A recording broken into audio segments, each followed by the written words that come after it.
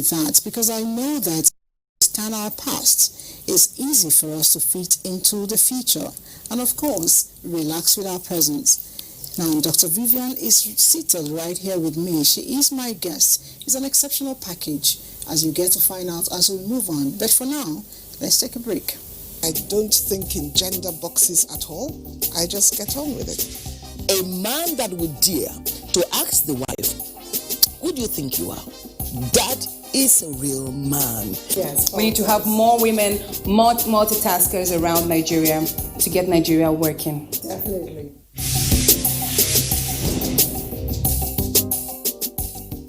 If you just joined us, the show is The Woman, and I am Elizabeth Abai. The guests already mentioned earlier on is Dr. Vivian Timothy. Nice to have you. It's my pleasure. Thank you for having me. I know I should be saying thank you to a lot of people, but most especially the diaspora community for bringing you to Nigeria. Wow, thank you. Thank you. It's my pleasure, and I'm happy to be here. Yeah, it's a great honor. Joy. I know Yeah. you're the PRO of NIDO, Germany. Yes, exactly. Okay, and it's umbrellaed by Europe. Yes. Okay. Exactly. Now, your program this period was well attended, and I'm glad for it. Yeah. But I also know that you're having an exhibition here in Nigeria for the time. Yeah, Where exactly. is it? Yeah, exactly. How is it prepping?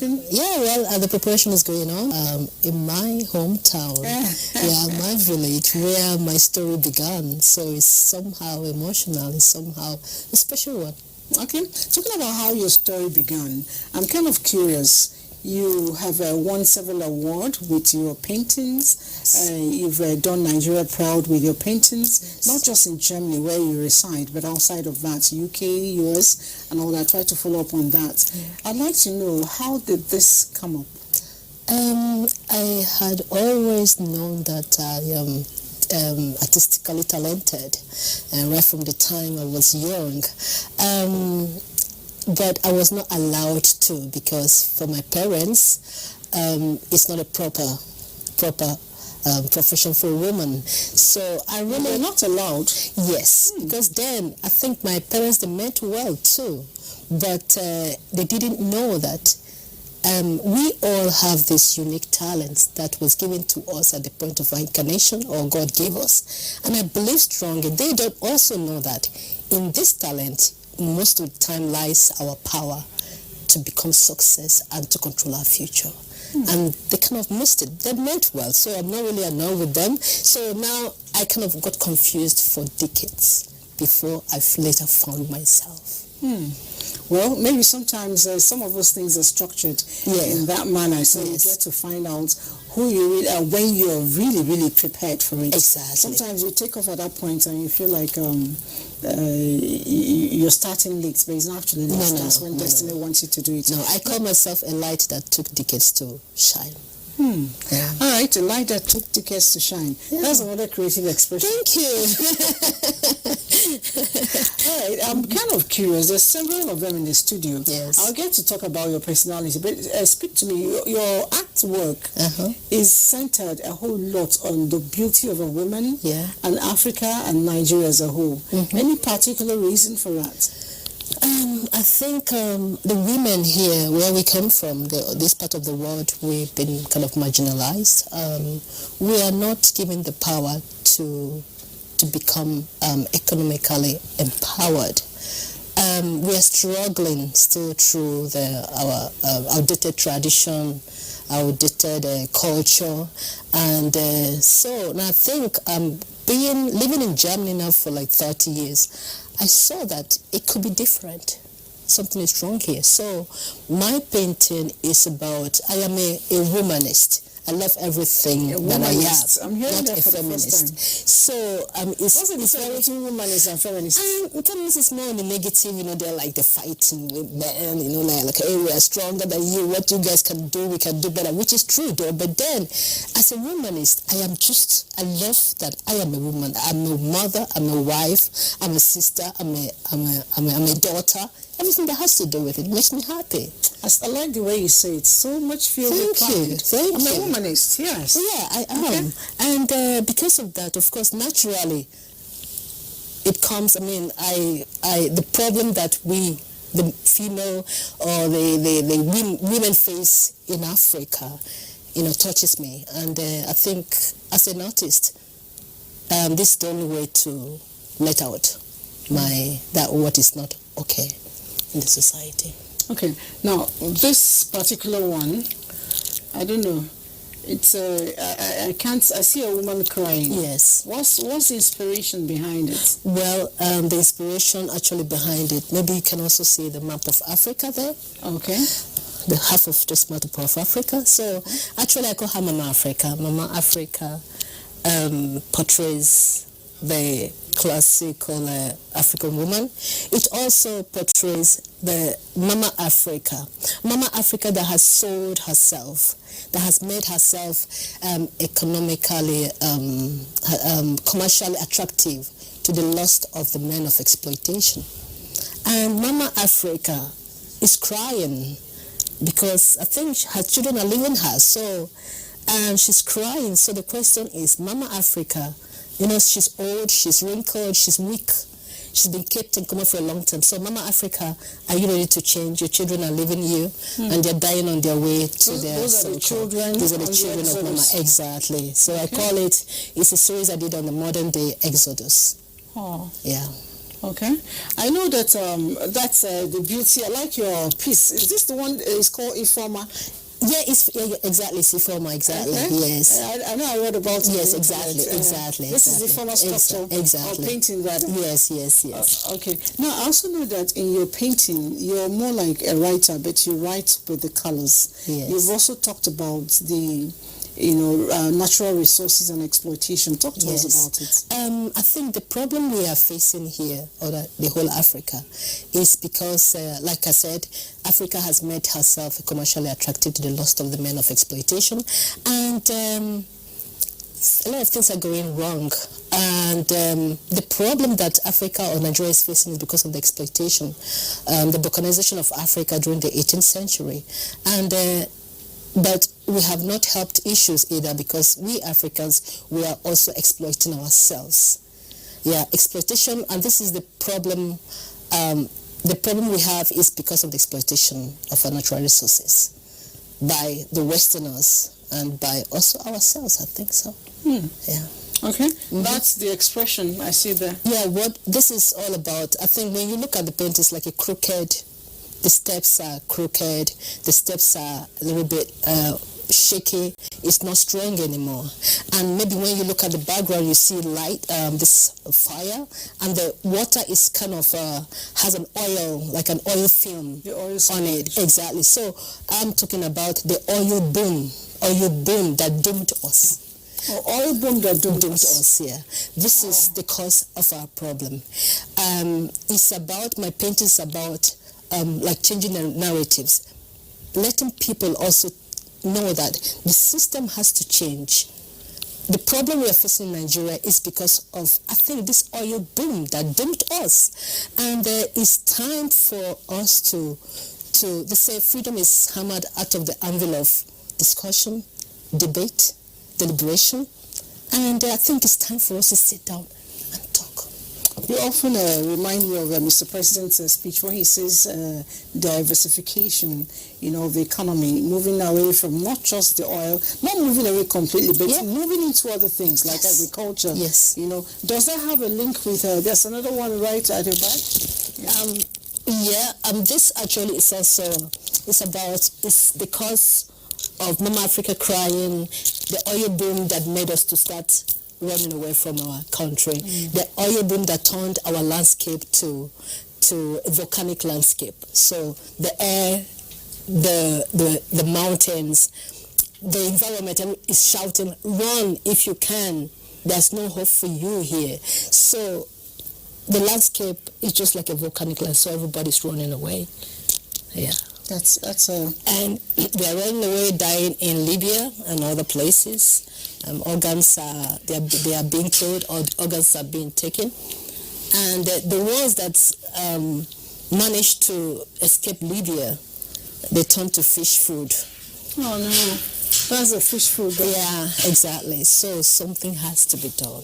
So I use my paintings to stir people to let them understand that we had life before oil boom. Yes. So we should actually go back to that life. Exactly. And NACTIP has always stressed the need for us not to, migrate, especially legally, because there's a whole lot to be done here. Yes. Now, for the NIDO Germany, of which you are the PRO, yes, what moves are being made, to ensure that Nigerians who are there begin to invest in Nigeria? I see you're doing your art exhibition here. Yeah. That will spur up a lot of young people. Exactly. What other moves are being done to ensure that the youths who are actually the biggest immigrants, are encouraged to stay back and get productive? Yeah, thank God we have a lot of members of NIDO Germany and other countries in Europe.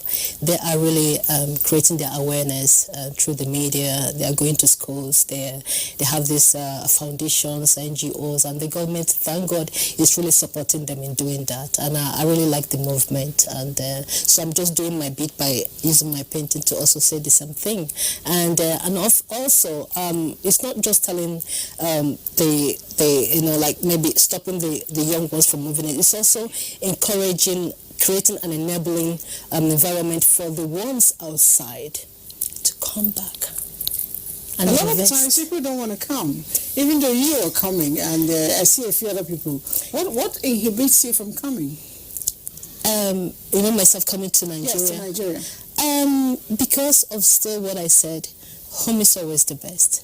And to go back to where you started, I think is a blessing. It's a blessing. And I'm very sure, honestly, I believe that almost, let me say, 3/4 of the Nigerians outside, they want to come home, even when it doesn't seem like that. But we have to create an enabling environment and encourage them, environment that will encourage them to come, and also use that what they have learned to also help build their own country, because we all want to give back. Nobody wants to stay in Europe or in Germany forever. I want to come. I'm married to a German anyway. And I want to come home with my husband. I want to live here. We tried it, but the security became so bad that we moved back to Germany. That's not good enough. Yeah. All right. I know that in the near future that definitely things will settle in with the moves that are being made. Yeah. And we hope to see you back to Nigeria to live here and get to train your children like the Nigerians actually are. But I'm wondering, from your stories you've told me, I see things around you inspire you to paint. Yeah. But a lot of times, judging from your story, women are gifted.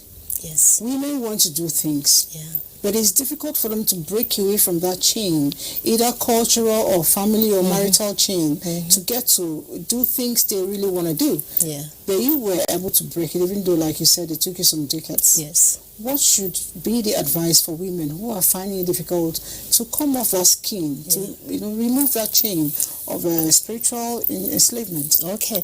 I think African woman is entrepreneurial already. We have this entrepreneurial, power. And what they need is just a little bit of support from the government too. And sometimes we're afraid of our age. We're like, it's too old, we're too old, we can't make it. But what I'm trying to tell, the advice I'm giving them is to, that what God has given us, because all of us have this gift, this unique gift. Use it. Go and find it. Dig into it. Bring it out and use it.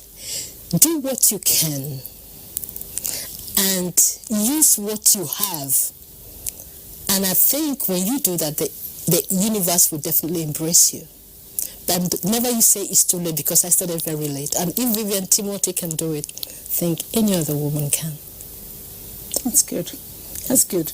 Now, Vivian Timothy is an artist and an entrepreneur and a mother and a wife. Yeah. I'd like to know, how do you combine all that together? Oh, first and foremost. I know your first child is 18. Yeah. That means you've been married for more than 18 years. I'm married for like 21 years now. So how do you combine without friction in your family?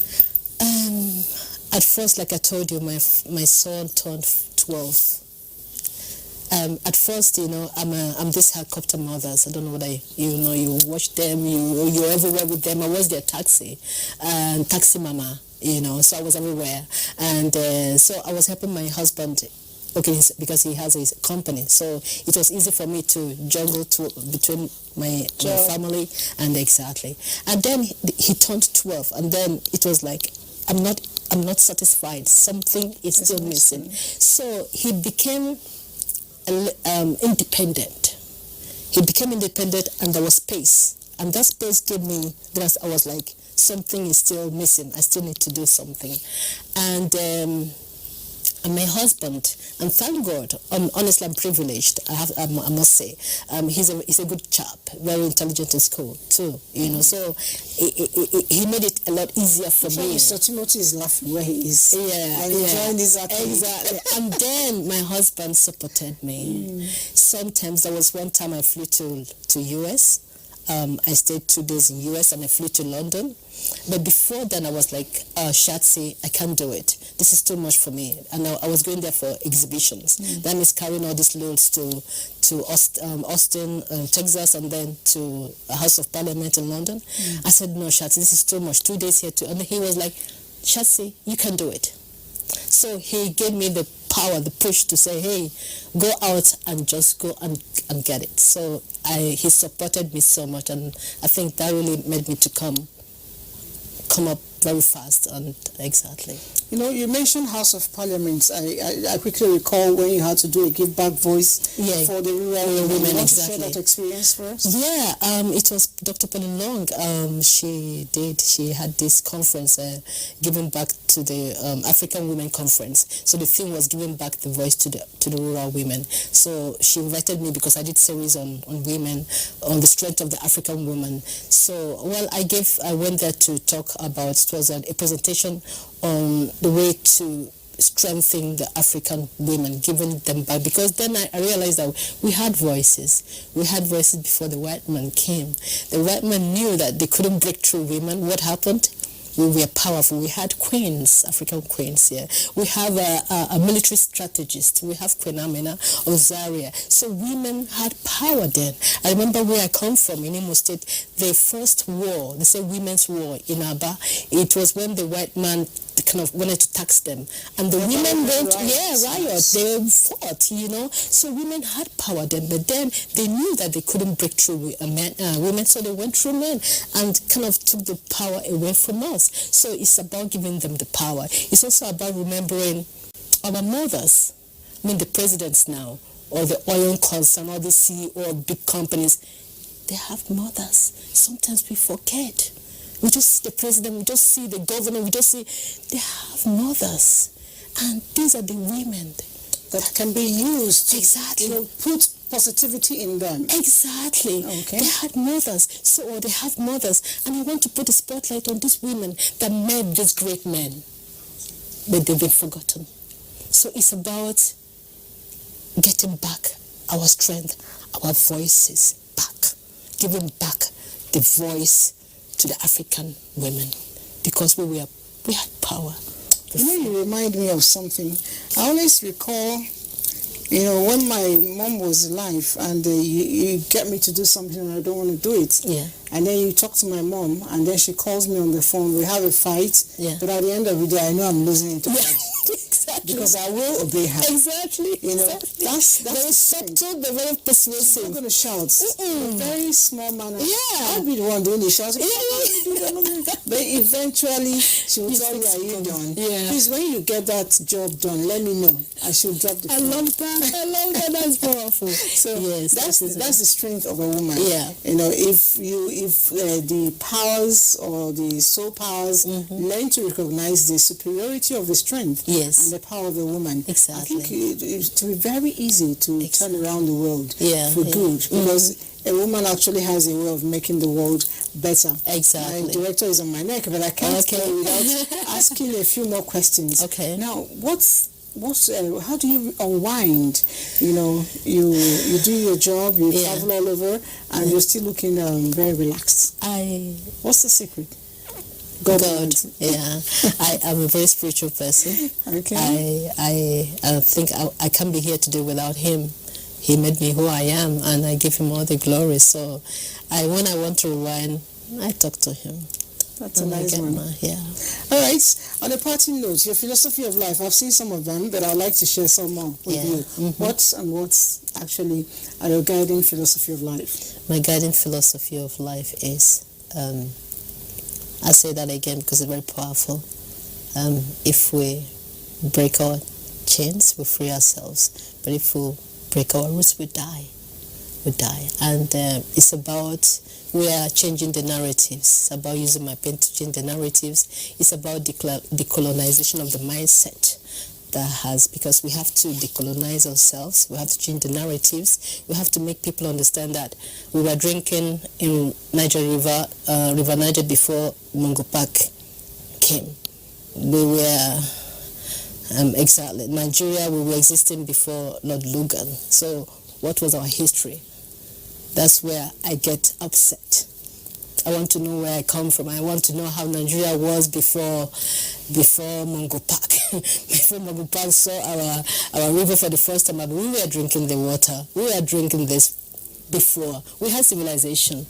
There's something you said, you wrote in one of your work, and I want to say it out loud here. It says that the history of the black people has always been written in the artworks. Yes. Because art of the people is the mirror of their mind, and art is the best form of implanting and expressing the deep value that are inherent in black culture. Yes. Okay, and of course the black culture inherently means the black people. Exactly. That's a beautiful one. Thank you very much. That's a very beautiful one. And Thank with the area of work you do, I wish I had opportunity of flying over to Germany just to sit down in your studio. No, you can come to Imo State.